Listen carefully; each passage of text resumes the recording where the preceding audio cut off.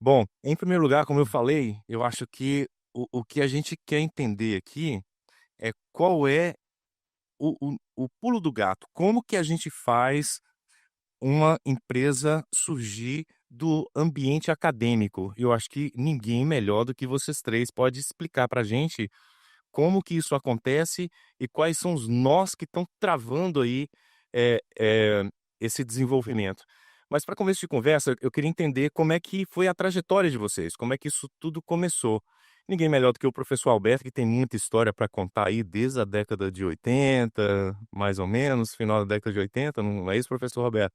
Eu gostaria que o senhor explicasse para a gente, então, como é que um cientista da computação consegue criar tantas empresas inovadoras como o projeto Yara, né, que a gente olha para o senhor e já lembra logo do veículo autônomo até antes do Elon Musk começar a trabalhar com isso, o senhor já tinha algumas coisas em mente, e não só isso, né, o senhor também tem uma vasta experiência aí na questão de IA, da inteligência artificial, criou o laboratório de computação da UFES, ajudou também a criar o plano estratégico da UFES, ou seja, tem muita coisa para contar para a gente.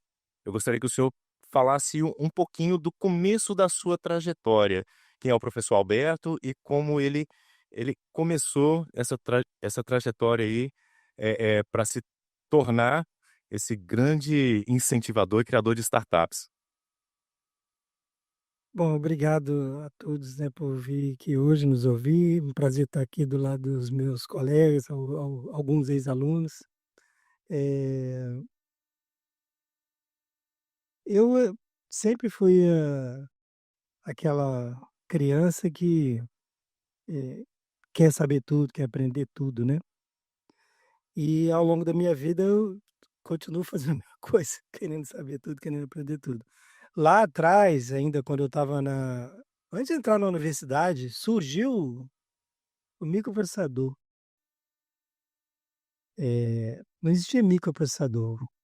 A ideia de computador da sociedade era o computador do Batman, que a gente vê na televisão.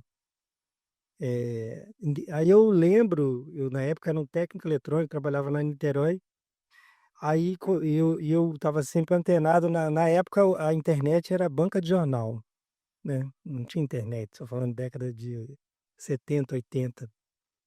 E aí tudo que tinha lá, né? Eu estava morando em Niterói, Rio de Janeiro, né? Você tinha acesso a muita coisa. Aí eu aprendi sobre microprocessador. Aí eu aprendi a ponto de aprender a programar. Eu lembro quando eu entendi o que que era microprocessador. Por que que o computador era relevante. E é prosaico, né? O que que o computador faz? Ele toma decisão. Então existe no microprocessador, para ele ser um microprocessador, né? Que vai, você junta ele com outras coisas, vira um computador. Ele tem que tomar decisão. Tem chama instrução, né, de máquina que chama C. C isso, então aquilo, caso contrário, aquilo outro. Quando eu vi isso, eu entendi o computador. Nossa, que troço legal. Aí eu lembro falando para os meus colegas, vai ter computador para todo lado. Todo mundo vai ter um computador. Aí eu pensando, vai nada, só o Batman. Eu falei, é mentira aí, né? Que Batman não tem computador, não. Eu falei, não, vai, eu vou fazer um.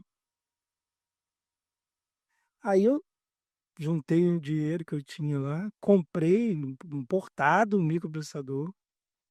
Aí eu fiz um computador. Isso 1981, 1980. Para poder você entrar em informação no computador, eu usei uma calculadora, desmontei a calculadora para pegar o teclado e aí conseguir, né, apertar a tecla e armazenar no computador. A memória que tinha na época, né, eu não tinha acesso ao mecanismo de você gravar uma memória permanentemente, aí eu botei um conjunto de pilhas que mantinha a memória alimentada, né? Aí o que eu fazia de programa, né, se esbarrasse, a pilha desse um mau contato, pum, perdia tudo. Aí eu mostrei para eles, isso não é computador nada, que o que eu consegui fazer foi eu botei um display, né, assim, 4 números, assim, eu podia somar ou podia fazer contar e ficava contando rápido, assim, 1, 2, 3, 4, 5. Aí isso aí não é nada, serve pra nada. Eu falei: "Não, computador", eu queria explicar, estava longe, entendeu. Um ano e pouco depois, morreu já, né, mas se tornou Sir Clive Sinclair. Ele fez um computador com a mesma estrutura que eu fiz, só que lá na Inglaterra. e virou um bilionário da computação, né. E quem aqui da minha época deve ter ouvido falar do TK-82, depois veio o Commodore, né, que são computadores eu fiz um equivalente àquilo ali, claro que sem eu não sabia Basic, né, o Basic era uma linguagem de programação que foi muito importante. Então, o Brasil, eu não sou o único, obviamente tem um monte de gente que fez coisa muito legal lá atrás, né, mas qual o problema? Dinheiro, né, para você tornar isso realidade. Aí tem vários momentos, assim, que eu tive a oportunidade de estar envolvido com coisas, eh, que depois viraram grandes indústrias, né, eh, como rede, por exemplo, eu fiz a primeira placa de rede de computadores do Brasil, eu fiz o primeira placa de vídeo colorida do Brasil, eu projetei também. Na época eu já era engenheiro lá no FRJ. Mas quando a gente conseguiu, e o Rani, que é parte dessa história, a gente fez a IARA, né, que é o Intelligent Autonomous Robotic Automobile, que é um carro autônomo, né, agora em 2010, 2011, 2012, quando a gente fez, eu falei, não, vamos fazer uma empresa, vamos, de carro autônomo. Aí surgiu o Lumiobot.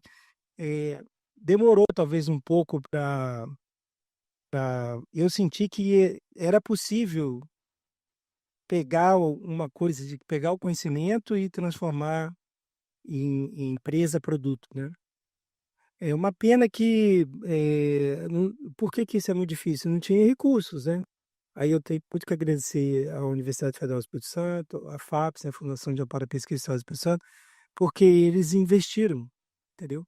O CNPq, que tem também a CAPES, é fundamental esse investimento para acontecer isso, né? O conhecimento, gerar riqueza, gerar renda e gerar emprego de qualidade. Tem que investir. Cara, a gente já conversou algumas vezes, você não tinha me contado essas histórias aí logo do começo não, cada vez que eu que eu te encontro é uma história nova. Um pouquinho mais pra frente eu quero que você conta a história lá quando você foi pra Brasília, dos Homens de Preto, vai ficar em um outro momento.